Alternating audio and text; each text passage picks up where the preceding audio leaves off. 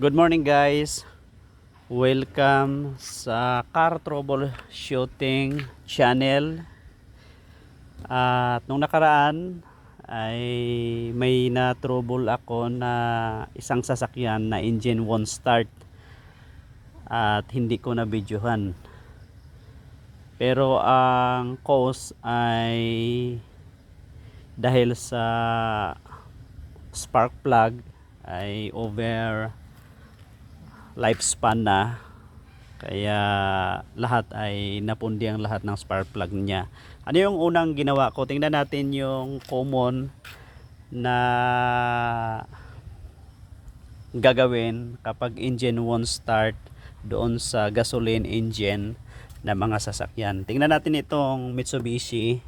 Kunin natin yung cover niya para makita natin yung component parts ng starting system. Sa starting operation guys, mayroon siyang, ito ay ignition coil.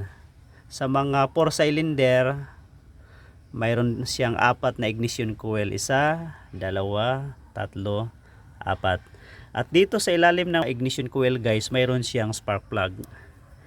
Okay, paano ba i-check ito? Ano ba yung unang ginawa ko para malaman ko na ang problema ay mga spark plug niya?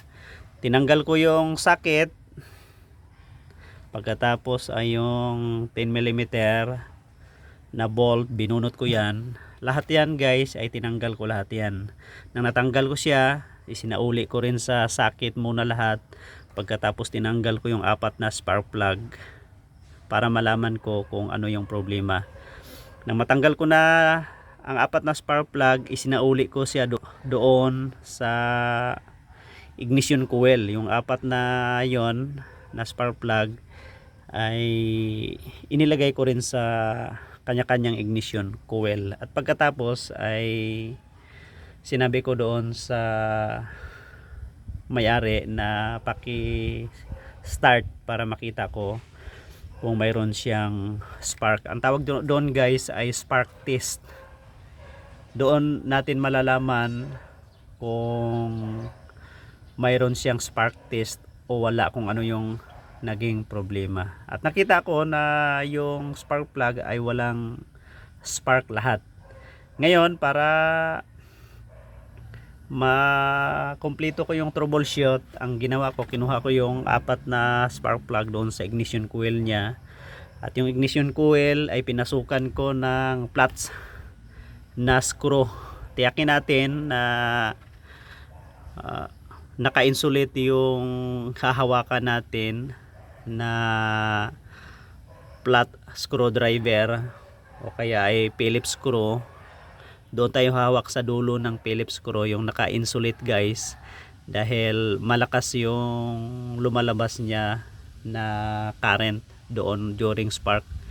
Kaya tingnan ko isa-isa at pinasukan ko yung ignition coil ng flat screwdriver at dinikit ko sa ground.